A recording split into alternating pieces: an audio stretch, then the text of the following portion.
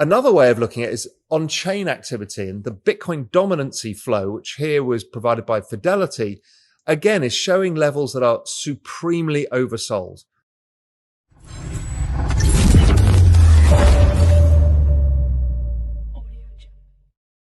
Side with the halving cycle, and that means a supply issue plus a demand issue. Why a demand issue? Well, because global liquidity is what M2 is. So if there's more liquidity, there's more money that flows into crypto. As liquidity comes out of the system, there's less money. One of the other things that's been weighing on crypto has been inflation. It's a long duration asset, and long duration assets need to worry about the discount rate, and inflation is part of that, plus interest rates. Interest rates have risen, inflation has risen, risk assets get discounted more. So we've got to that, but I think you can understand by now, I think we're at the big turning point in the economy where inflation starts falling, but growth collapses. That brings down yields. And if it brings down yields, it starts allowing stuff further out in the duration curve, like 10-year bonds, 30-year bonds, technology stocks, and really crypto, because it's the most forward, longest term asset of all, to start outperforming. So I think we're starting to form a base based on the macro. Now, to bring it back to why the ISM matters, as you can see from the next chart, ISM actually leads money supply. So in this chart, ISM is inverted, and the money supply looks like it should start bottoming out and going higher. If it goes higher, crypto should go with it. Now that makes sense because as economic weakness comes, the central banks start coming into play, liquidity starts being pushed into the system. We're already seeing it in China. That's probably picking up the money supply growth already, but I think we'll see it globally. So that becomes interesting. You know, the US dollar situation, maybe we see swap lines, that helps money supply. So I think we're going to see the turn in money supply. So that's the macro for crypto improving as growth goes slower. It's kind of counterintuitive because you think, well, if growth's slow, then crypto's going to be bad. It's the opposite. As growth slows down, bond yields fall, inflation falls, money supply starts increasing, crypto starts doing well. So what this is a gyration within the long-term trend adoption of crypto. So this chart is the chart I always show, which is the log regression chart of Bitcoin. And what you can see is in the log regression chart, it got to roughly 2 standard deviations oversold, which is actually about the most oversold Bitcoin's ever been versus its trend. So we should be looking at a reversal point because the exponential trend of adoption is not going away. It's not changing. In fact, the adoption in this bear market has been much better than the previous bear markets where we saw a lot of people leave. We've not seen a lot of people leave. We've just seen network activity slow down because there's less money around because of money supply and inflation. So I'm looking for the turn here. The other long-term indicator I use is the 5-year exponential moving average. And this has encapsulated the trend of Bitcoin pretty much since the beginning. And here we are, just touching that trend. We broke through it. I think we break back up through it. So again, this is the buy zone. You buy these times, and this is where you make the larger returns. The risk reward gets better and better and better the closer to that 2 standard deviations oversold, the closer to this exponential moving average. That's when the really good risk reward. What's the downside? 30%. What's the upside? 10x.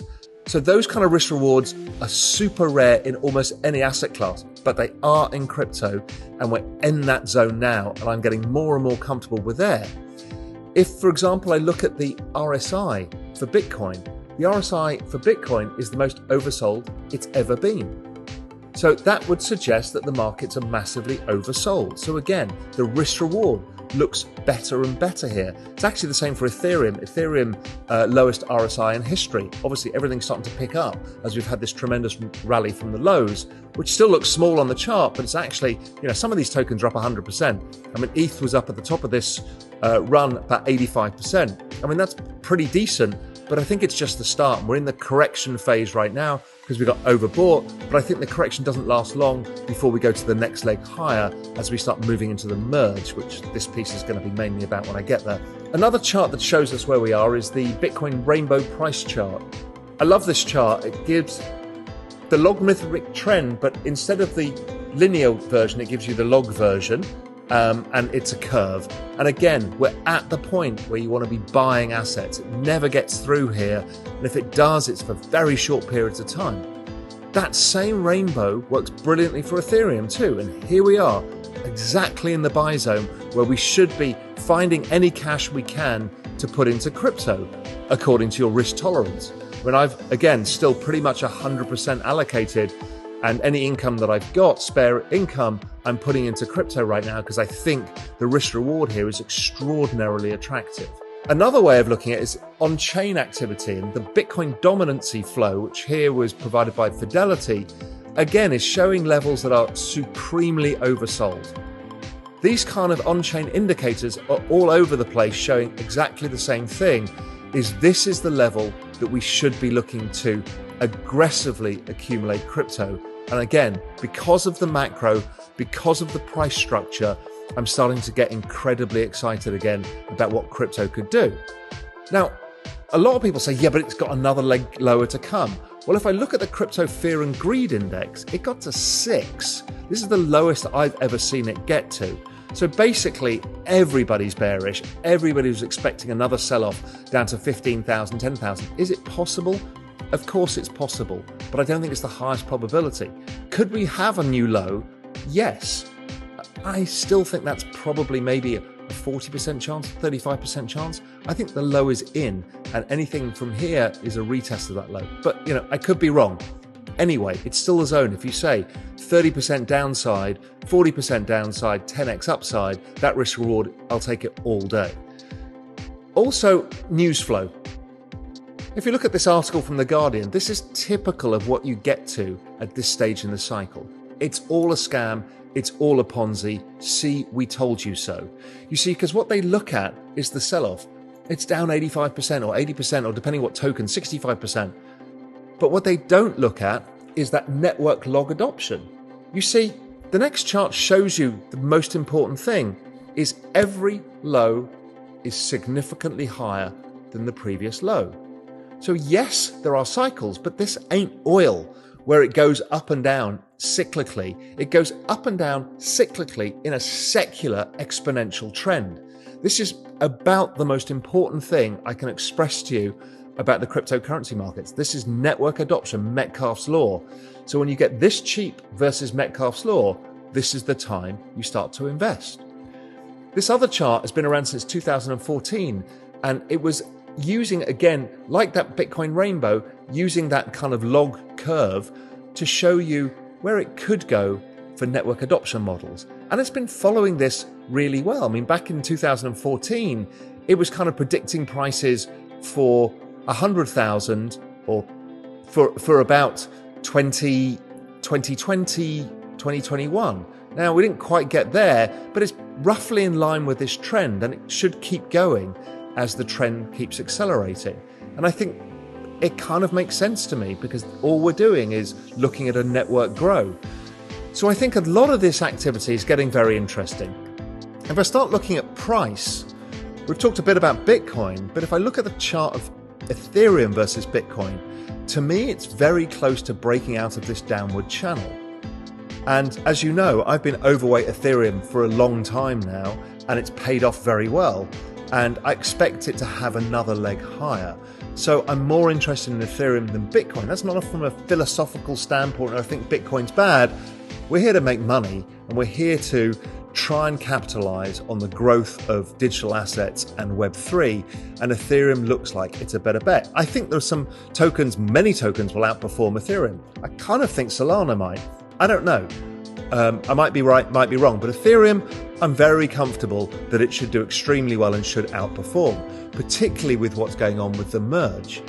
Now, if I look at the price action of that spread, the ETH Bitcoin cross, it put in a weekly DMARC low.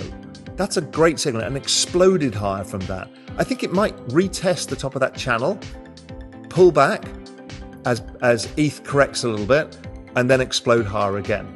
So that's the kind of price action. It's confirmed by my DMARC indicators, which I really like as well, and the chart pattern is particularly good. When I look at ETH on its own, it put in a weekly 9 and 13 low. That's a really strong signal of trend reversal, not just a correction, trend reversal, which why I started accumulating much more Ethereum over the last month or so, because this signal was in place. This signal in place was my go, because it was exactly at the right point on the exponential moving average, the logarithmic curve, the on-chain activity, the RSI. Now I've got so many indicators suggesting this is the point. So why Ethereum now, apart from the charts, is the merge. The merge is probably the single most important thing that I can think of that I've seen in crypto since the invention of stablecoins and the launch of ETH itself. Now, that's quite a big statement, and there are risks that it doesn't work fully. I get that. I'm prepared to take the risk because I think it will. You may not be prepared to take the risk, and that's fine too. So let's talk about the merge. So first we need to go back in time a little bit. We go back in time to the burn. So this is the EIP 1559. And what that did was change the dynamics of ETH that burnt using network activity that burnt ETH. Now it reduced the supply of ETH by about 65%. And in a strong demand environment, supply reductions are important. They're not in most other times, but really when demand meets reduced supply, then things get interesting. So ETH massively outperformed Bitcoin because of this activity, because the ETH network was being used for DeFi, NFTs, all sorts of stuff. And with reduced supply, the price went up faster. That kind of makes total sense to me. But the merge is something much bigger overall. The merge is where Ethereum goes to proof of stake as opposed to proof of work. So now you're not having computers crunching the maths and being rewarded as miners for doing the work. What you're doing is you're pledging your Ethereum for a year to secure the network. And that's called staking. And staking participates by you getting a yield for doing that, which is staking your coins, i.e. you can't use them, and you get a return. So I'll come on to that in a sec. But what's really interesting here is this is a supply reduction of really monumental proportions that's about to happen. Now, I'm more of a demand side person than a supply side person, but when demand and supply are both in shock, okay, then we got something interesting. So what's the supply side? Well, miners. There are no miners anymore. So therefore, all of the activity of miners of selling the tokens that they've earned, they probably sell about 80% of the tokens that they get just to fund their own activities. That's about $1 billion or $2 billion a month that's out of the market. So that's a small supply shock. There's no ongoing pressure every day from miners who've been rewarded with Ethereum. So that goes. Okay. Then the staking activity, there's currently about 9% of all Ethereum staked. By most guesses, that number should rise to about 30% because initially we should see some outsized yields, maybe up to as high as 20%, maybe it's 15%, who the hell knows. But either way, it's going to attract a lot of capital into staking. And so that becomes very interesting itself, because if it gets up to 30% of all ETH staked, that's 30% that is dormant. That's 30% cannot be used for DeFi, CeFi, rehypothecation, shorting, liquidity provision, nothing. It's out of the system. Okay, that is a massive supply shock.